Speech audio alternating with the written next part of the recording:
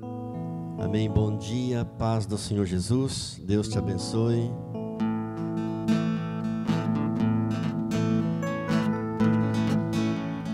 Se da vida vagas procelosas são, se com desalento julgas tudo vão, quantas muitas bênçãos dizes de uma vez, as de ver surpreso quanto Deus já fez. Quantas bênçãos, conta quantas são recebidas da divina mão. Uma, dizes de uma vez, as de ver surpreso quanto Deus já fez. Quantas bênçãos, conta quantas são recebidas da divina mão. Uma, dizes de uma vez, as de ver surpreso quanto Deus já fez. Tens acaso mágoas tristes ao teu lidar? É a cruz pesada que tens de levar. Quantas muitas bênçãos não duvidarás, em canção alegre os dias passarás. Quantas bênçãos, conta quantas são recebidas da divina mão. Uma, dizes de uma vez, as de ver surpreso quanto Deus já fez. Quantas bênçãos, conta quantas são recebidas da divina mão. Uma, dizes de uma vez, as de ver surpreso quanto Deus já fez. Quando vires outros com seu ouro e bens, lembra que tesouros prometidos tens, que os bens da terra poderão comprar a mansão celeste em que tu vais morar. Quantas bênçãos, conta quantas são recebidas da divina mão. Uma, dizes de uma vez, as de ver surpreso quanto Deus já fez. Quantas bênçãos, conta quantas são recebidas da divina mão. Uma, dizes de uma vez, as de ver surpreso quanto Deus já fez. Seja teu conflito fraco ou forte cá, não te desanimes, Deus por cima está. Seu divino auxílio minorando o mal, te dará consolo e paz celestial. Quantas bênçãos, conta quantas são recebidas da divina mão. Uma, dizes de uma vez, as de ver surpreso quanto Deus já fez. Quantas bênçãos, conta quantas são recebidas da divina mão. Uma, dizes de uma vez, as de ver surpreso quanto Deus já fez. Amém. Sim. Shalom a todos, paz do Senhor Jesus. Vamos tomar nossas Bíblias no livro de Apocalipse, no capítulo 21, e o versículo de número 8.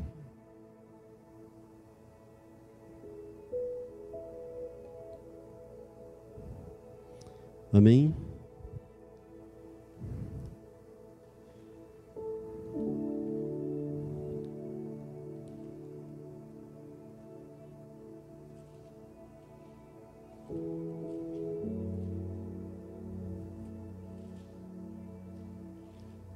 Apocalipse 21, verso 8, diz assim a palavra do Senhor: quanto, porém, aos covardes, aos incrédulos, aos abomináveis, aos assassinos, aos impuros, aos feiticeiros, aos idólatras e a todos os mentirosos, a parte que lhes cabe será no lago que arde com fogo e enxofre, a saber, a segunda morte. Vamos orar. Querido Deus e Pai, somos teu povo, somos teus filhos, somos teus servos, e aqui estamos mais uma vez, nos expondo a tua santa, bendita e maravilhosa palavra. Senhor Deus, me perdoa nesta hora, me unge para pregar a tua palavra, sem distorcê-la, e unge também a cada um dos meus irmãos que estarão recebendo essa mensagem, para que sejamos tocados, curados, libertos, abençoados, e daremos sempre a Ti a glória, a honra, o poder e o louvor para sempre. Amém. Estamos aqui diante de uma lista de pessoas com perfis que não herdarão o reino de Deus, não entrarão nos céus, pelo contrário, arderão para sempre no lago de fogo e de enxofre. Eu sei que isso é brusco, mas é a palavra. Isso é um fato, e contra fato não há argumentos. É chocante, mas é a palavra de Deus. Covardes, incrédulos, abomináveis, assassinos, impuros, feiticeiros, idólatras, mentirosos, não herdarão o reino de Deus. Mas eu não posso deixar de lembrar você de João 3,16. Em contrapartida, o versículo do amor. Não podemos esquecer que de tal maneira Deus amou o mundo, que enviou seu Filho unigênito, para que todo aquele que nele crê não pereça, mas tenha a vida eterna. Esse versículo é o centro da Bíblia, é o coração da Bíblia, e quando você lê essas palavras de João 3,16, porque Deus amou o mundo de tal maneira que enviou seu Filho unigênito, para que todo aquele que nele crê não pereça, mas tenha a vida eterna. Quando você lê essas palavras e você absorve essas palavras, você está literalmente comendo da carne dele, e você está literalmente bebendo do sangue dele. Glórias a Deus. Porque lá em João, no capítulo 6, o Senhor Jesus estava discursando numa sinagoga em Cafarnaum, e de repente seus discípulos começaram a reclamar da palavra dele, da mensagem dele, dizendo: mas esse discurso é duro demais, quem consegue ouvir?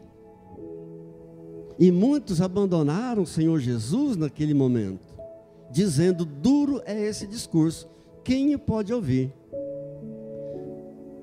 E naquele momento o Senhor Jesus respondeu no versículo 63 de João 6, dizendo as seguintes palavras: o Espírito é o que vivifica, a carne para nada aproveita. As palavras que vos tenho dito são Espírito e são vida. Em outras palavras, Jesus estava dizendo: a carne não serve para nada, mas as palavras que eu digo, elas são Espírito e elas são vida. Amém. Diga glórias a Deus. Glórias a Deus. Deixa-me fazer uma pergunta. Não precisa responder, apenas para nós refletirmos. Você sabe qual é o pior pensamento que uma pessoa pode ter? Você sabe qual é o pensamento mais chocante, mais aterrador que alguém pode ter? É o pensamento de morrer sem Deus. Diga misericórdia. Esse é o pensamento mais assustador que existe. O pensamento de morrer sem Deus e ter que viver eternamente separado de Deus. Nós temos experimentado aqui, pela graça maravilhosa de Deus, momentos maravilhosos na presença do Senhor. Temos ou não temos? Temos.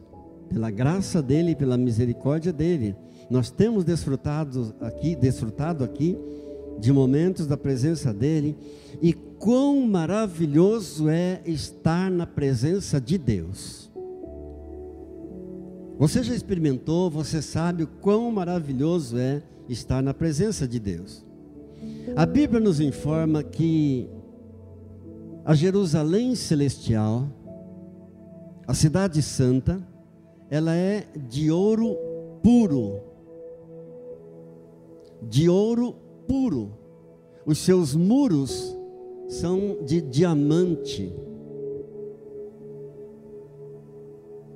E eles são adornados com as pedras, todos os tipos de pedras preciosas que existem.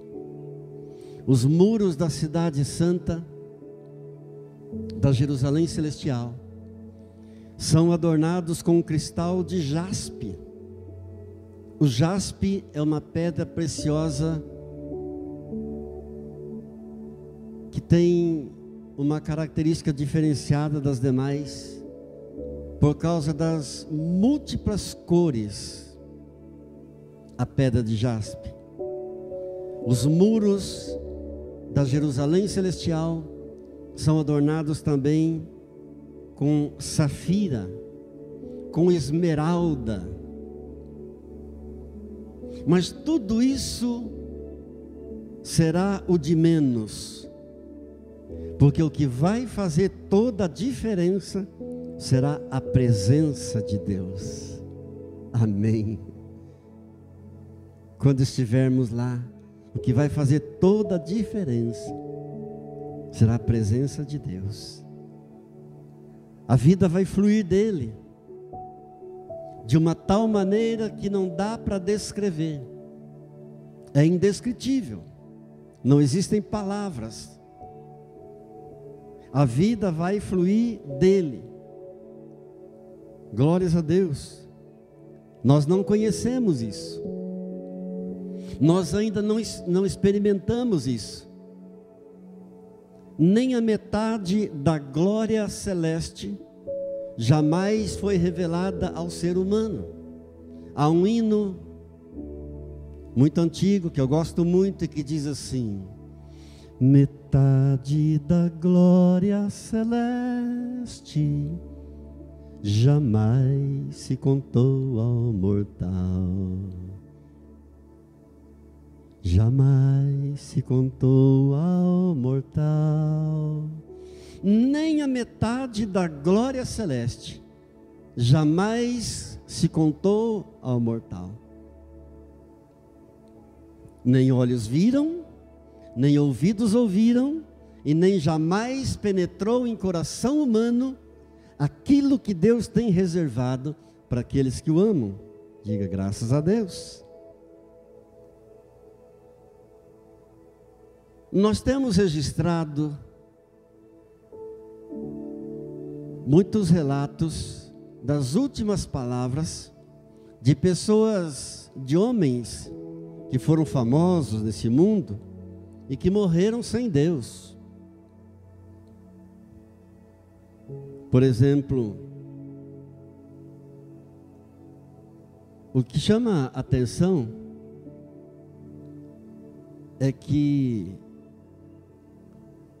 o desespero das palavras, das últimas palavras de homens que morreram sem Deus. Por outro lado, temos também relatos de pessoas que morreram, encontraram-se com Deus e voltaram. Alguns acreditam, outros não acreditam.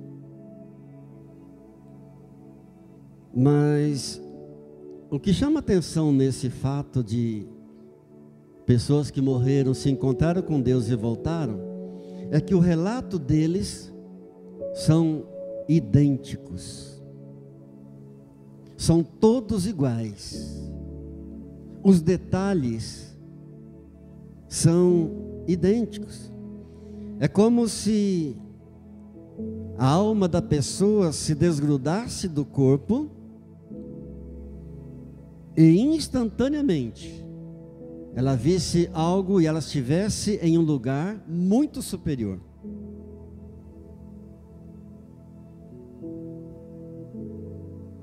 Algo muito divino, muito maravilhoso.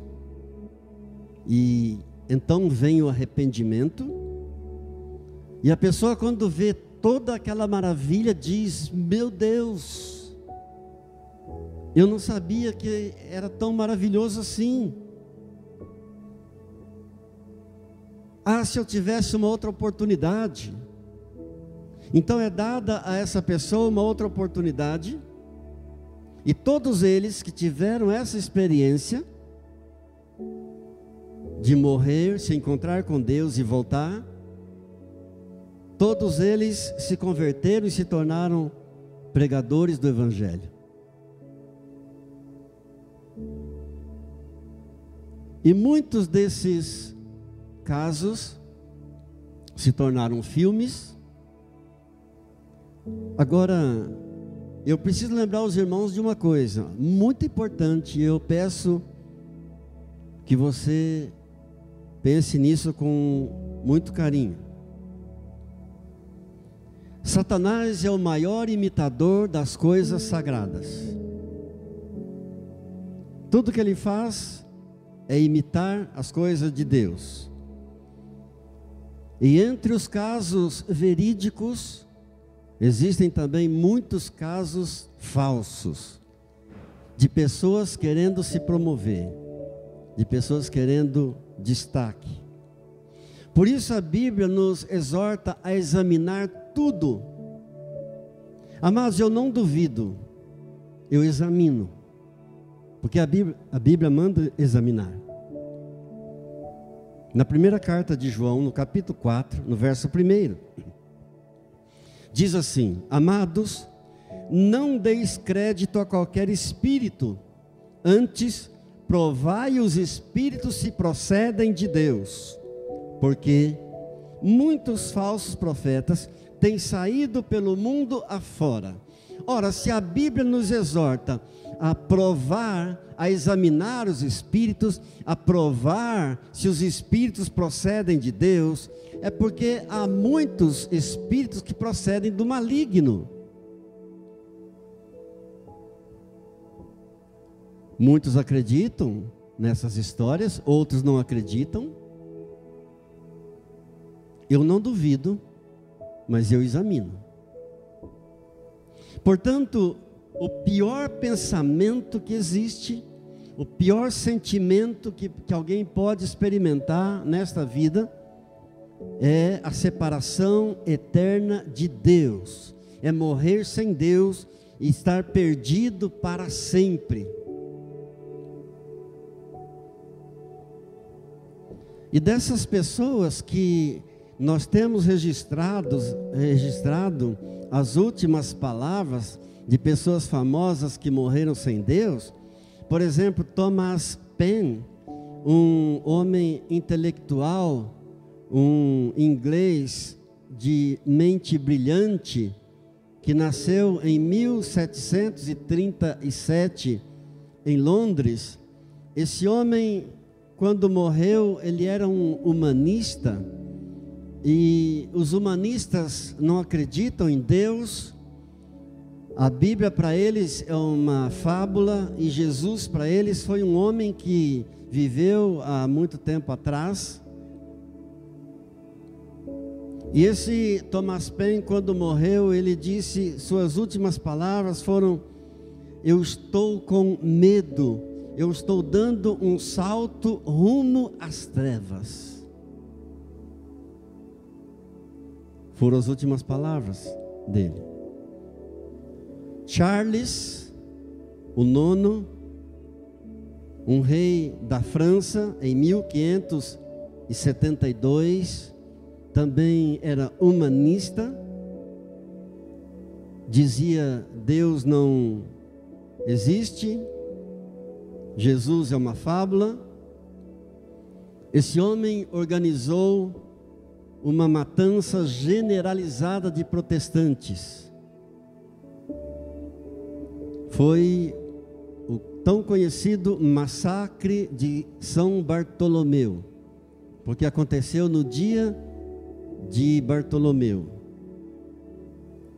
Não se sabe quantos mil protestantes morreram, mas calcula-se entre 5.000 e 30.000. Foi um massacre, uma guerra sangrenta contra os protestantes. E esse homem, ao morrer, suas últimas palavras foram: sangue, rios de sangue. Sangue, rios de sangue. O famosíssimo filósofo francês Voltaire, ou Voltaire, que também era humanista, um gênio, ele afirmava que o homem era o dono do seu próprio destino, ele criticava a Bíblia. Esse ficou louco, e esse é o destino final de quem não tem Jesus. E no hospital onde ele estava internado, quando entrava alguma pessoa no quarto onde ele estava, ele olhava para a pessoa e gritava assim: Nazareno, Nazareno. Morreu louco. Toda pessoa um dia terá que se encontrar com Jesus. E se não quiser se encontrar com Ele como Senhor aqui, terá que se encontrar com Ele como juiz lá.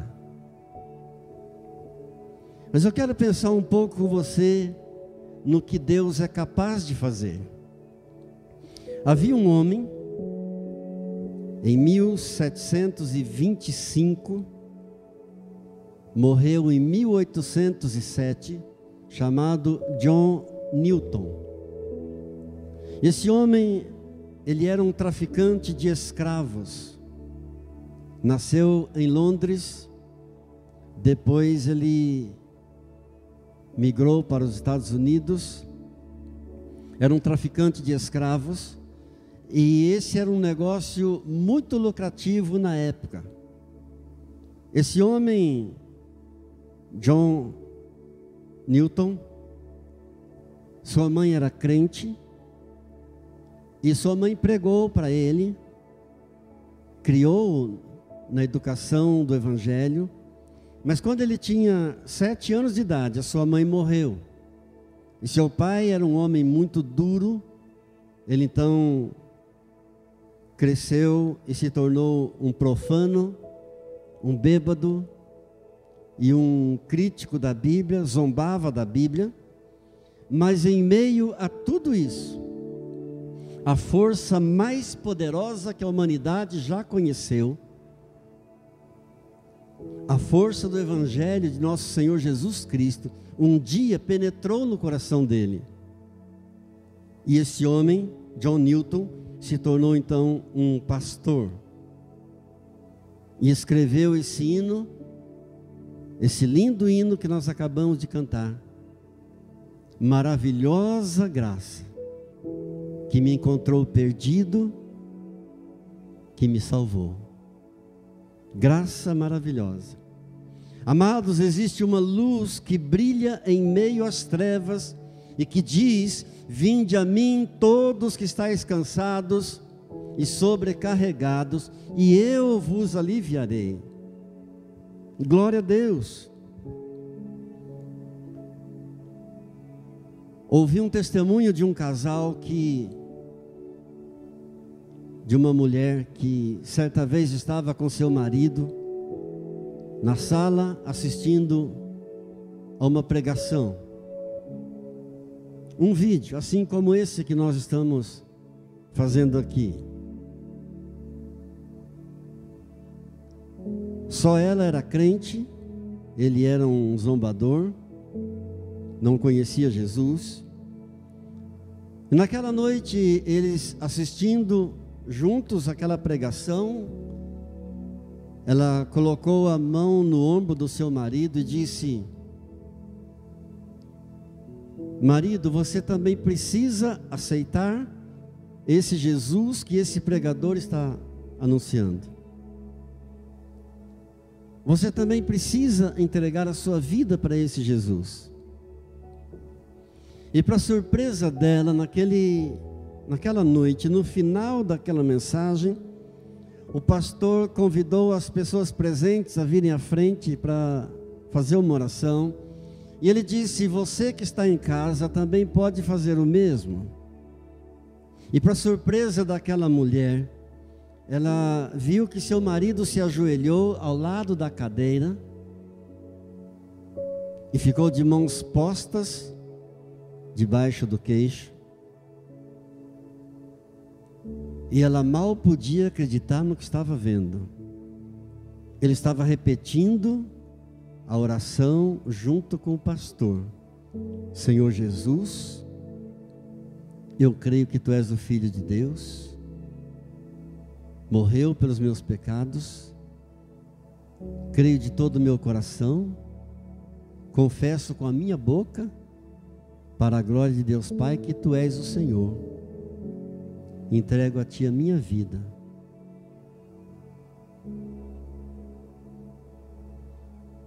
Eles dormiram naquela noite. Na manhã seguinte ela acordou com uma dor no peito muito forte e morreu. E ela então testemunhava da alegria de Jesus ter alcançado seu marido na sala da casa, assistindo a uma pregação. Foi salvo pela graça maravilhosa de Deus.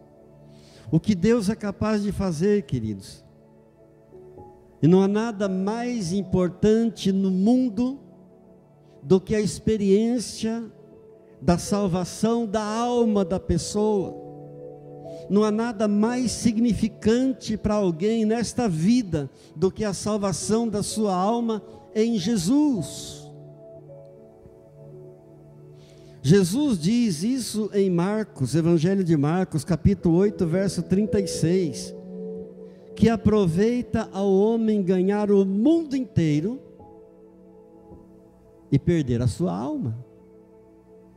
Em outras palavras, o Senhor Jesus está dizendo o seguinte: que uma alma é mais importante do que o mundo inteiro, que aproveita ao homem ganhar o mundo inteiro e perder a sua alma. Você sabia que existe uma guerra, mas uma guerra gigantesca e tremenda pela tua alma?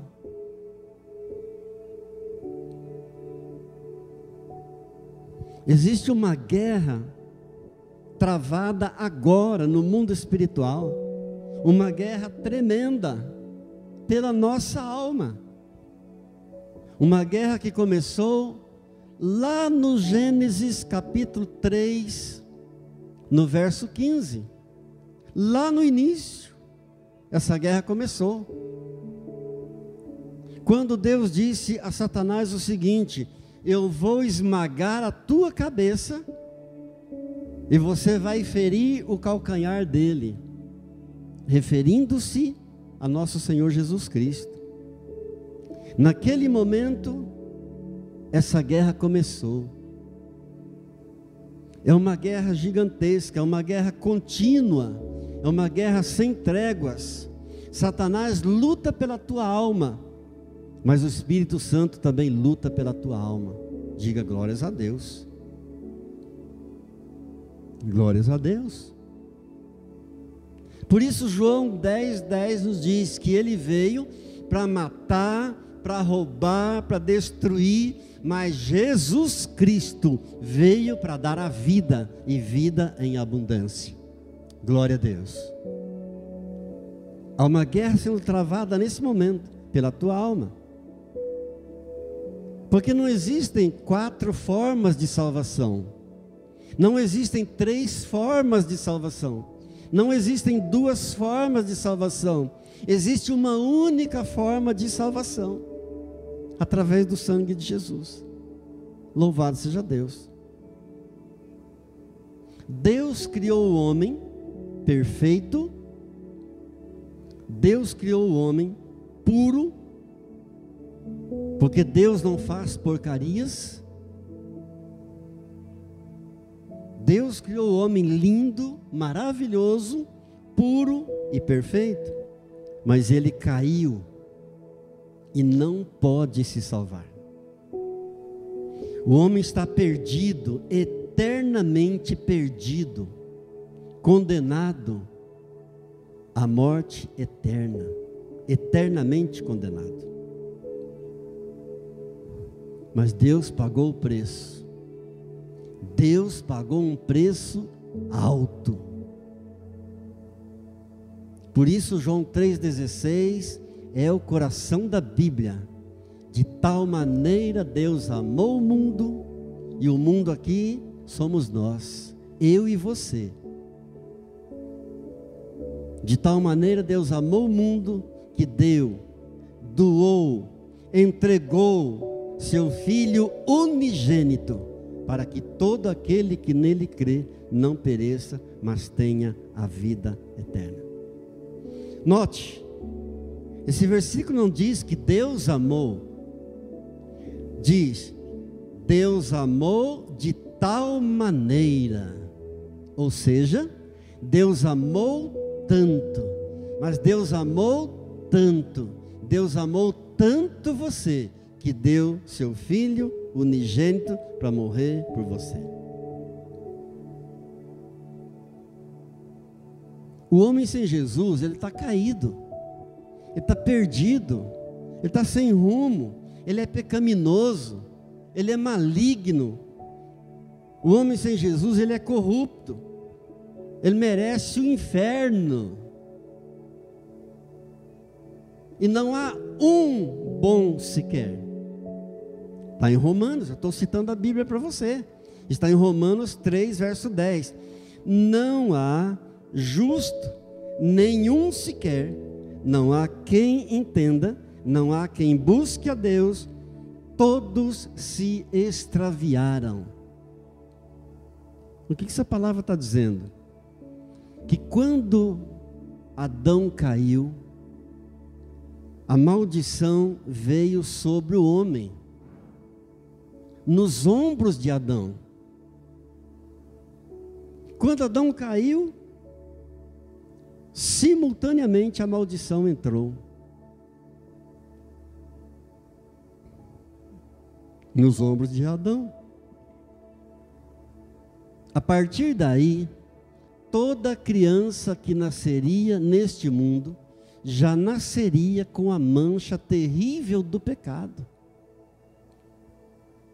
Adão, ele não saiu desse acontecimento terrível da queda, um pouquinho bom, um pouco mal. Não. Adão não saiu desse acontecimento terrível, meio bom e meio mal.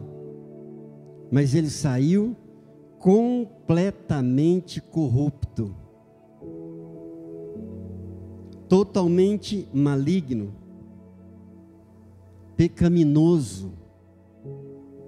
Amados, Deus não salvou o pastor Alceu porque viu nele alguma coisa boa.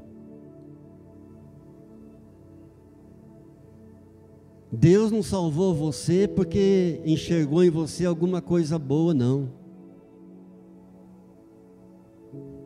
Não havia nada de bom em nós, nada que pudesse agradar a Deus. Por isso que o salmista diz no Salmo 116, no verso 12, eu amo esse versículo, que ele diz assim: que darei ao Senhor por todos os seus benefícios para comigo. É uma exclamação do salmista, dizendo, ele mesmo se perguntando, o que eu posso fazer para Deus? O que eu poderia dar para Deus? Diante de tudo isso, diante de todos os benefícios dele para comigo, sabe por que ele me salvou?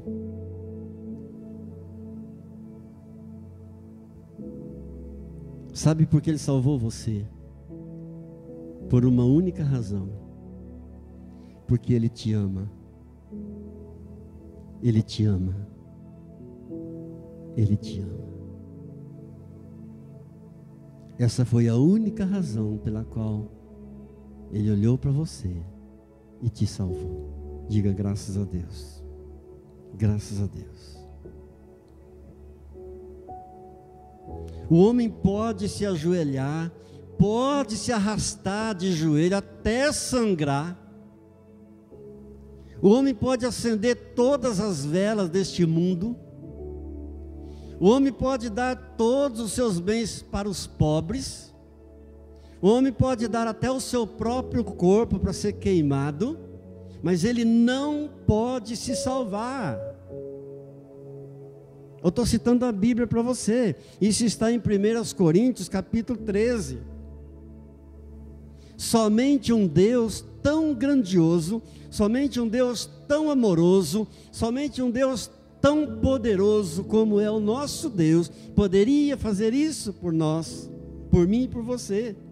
E o coração do homem não pode entender essas coisas. Por isso que nem a metade da glória celeste jamais se contou ao mortal. Por isso nós não conhecemos ainda totalmente, não experimentamos ainda totalmente. Somente quando estivermos na glória vamos compreender todas essas coisas.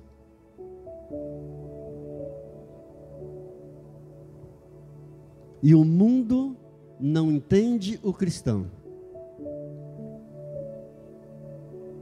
O mundo não entende o cristão. Não espere compreensão do mundo. Pelo contrário, espere ser zombado, espere ser humilhado, espere ser criticado, diminuído, mas o Senhor Jesus diz que quando isso acontecesse, era para nós nos alegrarmos.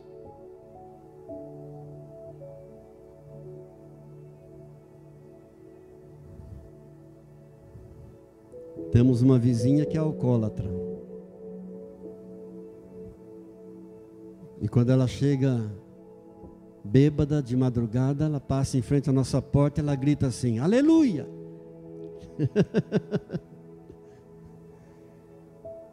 E a minha oração para ela tem sido essa: Pai, ela está zombando do Senhor, Pai, não é de mim. Eu penso assim: vai gritando aleluia, você vai acabar dando aleluia de verdade para ele. Amados, quando Jesus veio ao mundo e disse: ame os teus inimigos, essa foi uma declaração tão revolucionária, essa foi uma declaração tão chocante, que chega a ser indescritível, porque o cristianismo é o único caminho para Deus que diz: ame os teus inimigos. Todas as religiões dizem: pega teu inimigo, pega teu inimigo, tira tudo que puder dele. O único caminho para Deus, o cristianismo, é que diz: ame até os teus inimigos. E é esse tipo de amor que Deus tem. É esse tipo de amor que Deus coloca no coração de alguém quando nasce de novo. É esse tipo de amor. É um amor diferente, que o mundo não compreende. Eu nunca me esqueço de uma cena de um pai que teve o seu filho assassinado por um ladrão que roubou o tênis do menino. E o pai quis visitar o ladrão na cadeia. O delegado não queria deixar, porque pensava, ele vai entrar para vingar o ladrão. Mas aquele homem insistiu e até que conseguiu a permissão do delegado para entrar na cela do criminoso do seu filho. E ele entrou acompanhado de policiais, por segurança. Mas ele se aproximou do criminoso e o abraçou. E disse: eu precisava vir aqui te dar um abraço e dizer que eu te perdoo por ter matado meu filho por causa do tênis do meu filho. Quero te dizer que se um dia você for pai também, você vai entender o que eu estou sentindo agora. Mas eu te perdoo. Quando eu vi essa cena, eu falei: meu Deus, eu quero ser crente como esse homem. É o que Jesus ensina para nós, queridos. Ame os teus inimigos. Quando Deus salvou você, Ele não esperava nada em troca.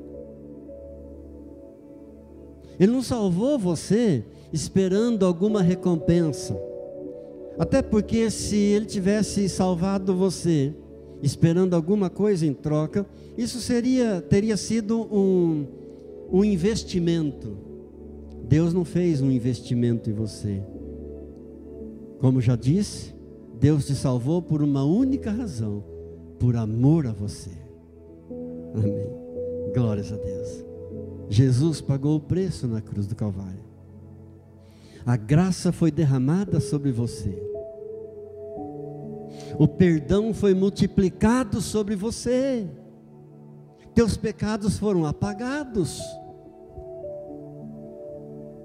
E ali no Calvário, a tua alma experimentou a liberdade. Amém. Na cruz do Calvário, a tua alma experimentou o que é ser livre. O preço que Deus pagou foi a morte do seu filho. Por isso que o apóstolo Paulo diz em Gálatas capítulo 6, verso 14: longe de mim esteja gloriar-me, senão na cruz de nosso Senhor Jesus Cristo, pela qual o mundo está crucificado para mim e eu crucificado para o mundo. Diga graças a Deus. Louvado seja Deus. Amados, o mundo está cheio de religiões. Religião é uma coisa que não falta no mundo. São milhares, são milhões. E cada uma delas acha que está certa. Cada religião diz: não, a minha religião é a única, é a certa. Não falta religião no mundo. É o melhor negócio desse mundo. Religião é o negócio mais lucrativo do mundo. Mais lucrativo que a indústria. Religião é mais lucrativo que a ciência. Nações inteiras são governadas pela religião. Continentes inteiros são governados pela religião. E as pessoas religiosas, geralmente, elas são pessoas boas. Elas apenas estão na ignorância. Apenas estão buscando a Deus no caminho errado.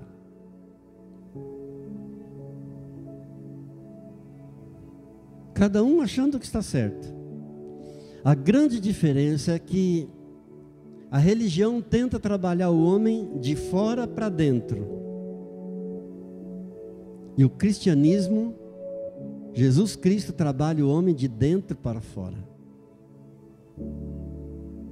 Essa é a diferença. Você pode pegar um homem perdido, sujo, cabeludo, barbudo. Você pode dar um banho nele, cortar os cabelos, cortar a barba, colocar uma roupa nova nele, mas ele ainda não mudou. Ele ainda continua o mesmo. Ele mudou só a aparência. Ele precisa ser mudado o coração. A grande diferença é essa. As religiões trabalham de fora para dentro, mas Jesus Cristo trabalha no homem de dentro para fora. Enquanto o coração não é mudado, a pessoa não mudou. Não tem mudança nela se o interior não for mudado, se o coração não for mudado. Você pode pegar a pessoa e dar a ela o título que quiser. Pastor, bispo, apóstolo, presbítero, seja lá o título que quiser. Se o coração não foi mudado, a pessoa continua a mesma pessoa. Jesus muda o coração. Diga graças a Deus.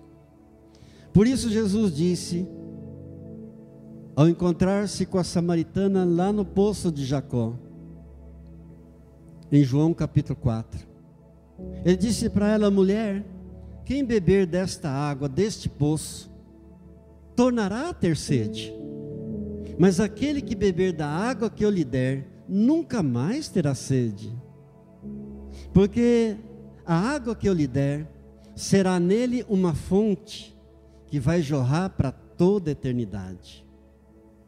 Note, ele não disse: mulher, aquele que beber da água que eu lhe der, haverá uma fonte perto dele. Ele não disse: virá uma fonte sobre a sua cabeça.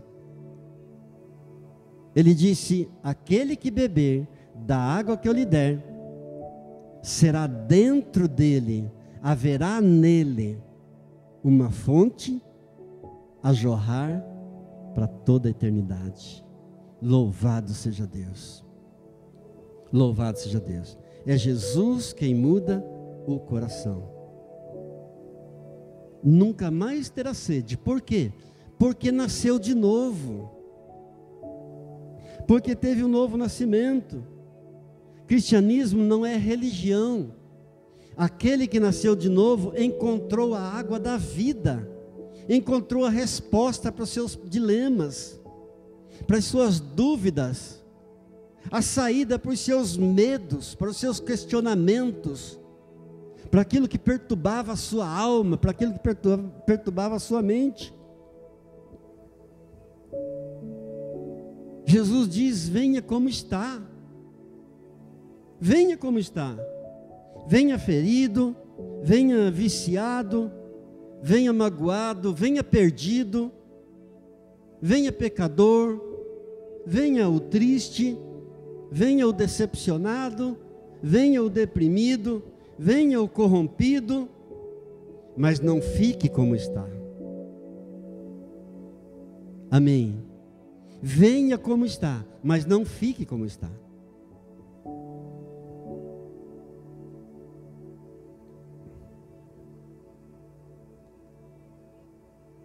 Há uma filosofia terrível, um câncer no mundo, chamado humanismo. Essa filosofia que removeu Deus do centro e colocou o homem no centro.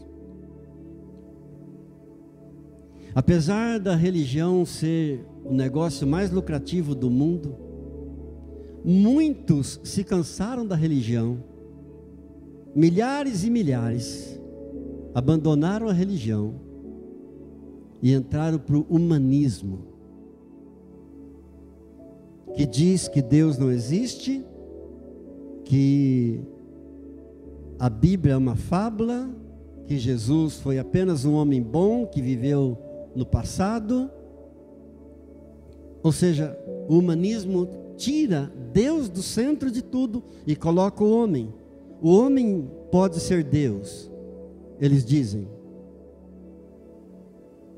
Você pode, você consegue, você resolve, você pode resolver todos os teus problemas. Você é o dono do teu destino. Você faz o teu destino, é o que eles dizem. E essa filosofia, esse conceito entrou nas universidades, no mundo inteiro, e fez um grande estrago na fé de muitos jovens,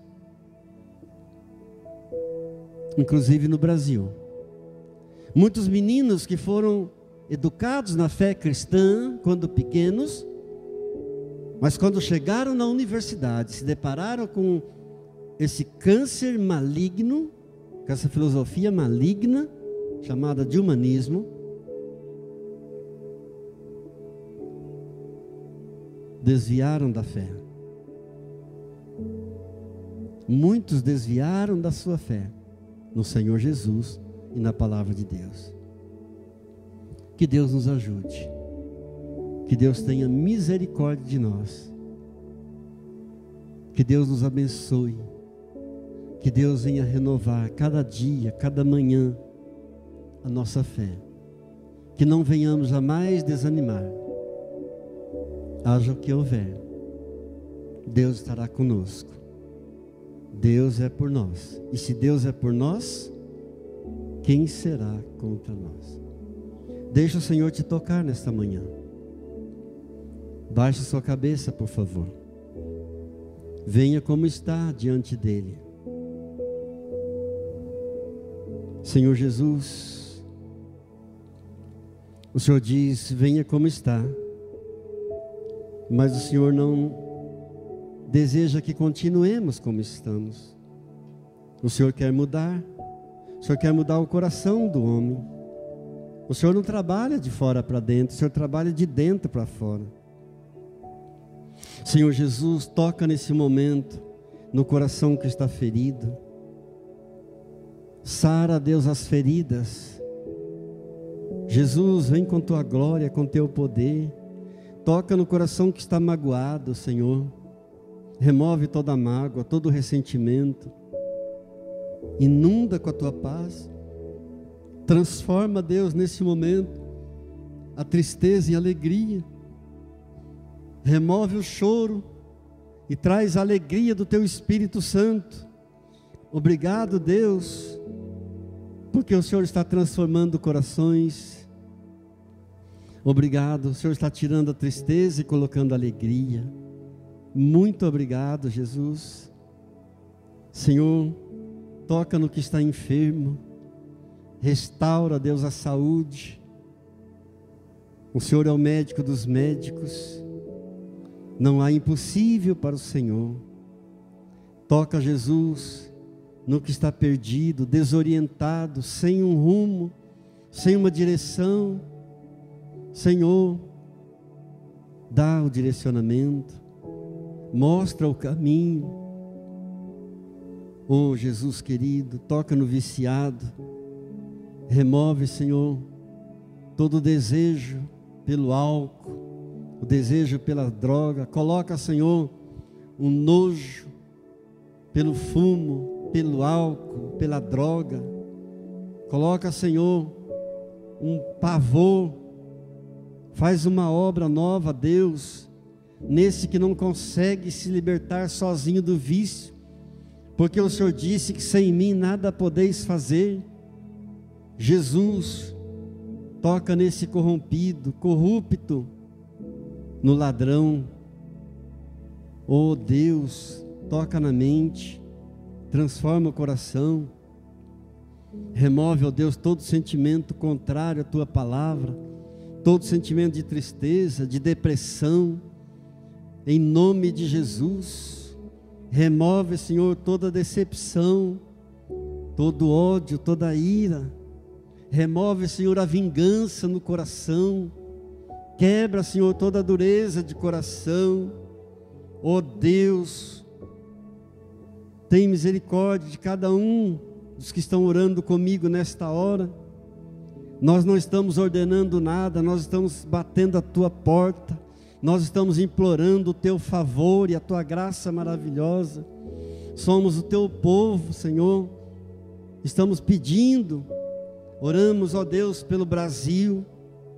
Senhor, em nome de Jesus, livra, Senhor, o Brasil de novas contaminações, de novas ondas de vírus, ó Pai. Ó Deus, Tu és o Deus do Brasil, os brasileiros são Teu povo. Tu chamaste, ó Deus, a cada um deles pelo nome, embora muitos deles não Te reconhecem. Ó Senhor, purifica-os de toda maldade, perdoa todos os pecados do Brasil. Pai querido, oramos por nossa cidade, abençoamos, ó Pai, a nossa cidade, para que haja paz em nossa cidade. Salva-se Ribeirão Preto, ó Deus, com eterna salvação. Desperta aqueles que estão dormindo, distraídos, longe do Senhor. Pai, perdoe aqueles que estão se preparando para o carnaval, ó Deus, se preparando para dançar sobre cadáveres. Tenha misericórdia, Deus, perdoe os pecados do Brasil, endireita, Senhor, os caminhos do Brasil. Pai, nós oramos por Israel, nós abençoamos a Israel, o teu povo, oramos por Jerusalém, abençoamos Jerusalém. Graças nós te damos, e como o salmista declarou, que darei ao Senhor por todos os teus benefícios. Amém. Glória a Deus. Amém.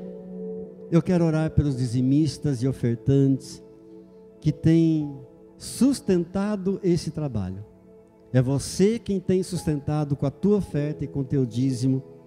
A graça de Deus em primeiro lugar, a misericórdia de Deus em primeiro lugar, que deu condições de você ter o seu dinheiro para dar a sua oferta e abençoar a obra do Senhor. Amém? Pai Santo, eu oro e abençoo cada dizimista fiel, cada ofertante fiel, que com sinceridade de coração tem investido, ó Deus, nesta obra, reconhecendo, ó Deus, ser uma obra do Senhor, um trabalho do Senhor, Pai. Eu sei que o Senhor vê a oferta do coração antes mesmo da oferta que está em nossas mãos. Eu peço que o Senhor abençoe cada um, que não haja falta de nada, mas que não falte principalmente o que nós mais precisamos, que é o Teu Espírito Santo. Amém. Glórias a Deus. Amém. Bendito seja o Senhor. Abençoa, Deus, cada centavo dos recursos financeiros, em nome de Jesus. Amém. Eu te convido a se colocar de pé. Você que está aqui no templo, você que está em casa também, levante suas mãos. Eu quero profetizar sobre a tua vida. Quero liberar uma palavra profética de bênção em nome de Jesus. Pai Santo, Pai querido, olha para cada mão estendida para o Senhor nessa hora. Ó Deus, olha para cada clamor, para cada coração, para cada necessidade. Ouve tudo os céus, cada súplica, meu Deus. Em nome de Jesus, eu libero a palavra de bênção, de cura, de restauração, de salvação, de transformação de vida, de transformação de corações, em nome de Jesus. A graça do Senhor Jesus, o amor do Pai e a comunhão do Espírito Santo seja sobre a tua vida, sobre a tua casa e a tua família, hoje e sempre. Amém. Shalom.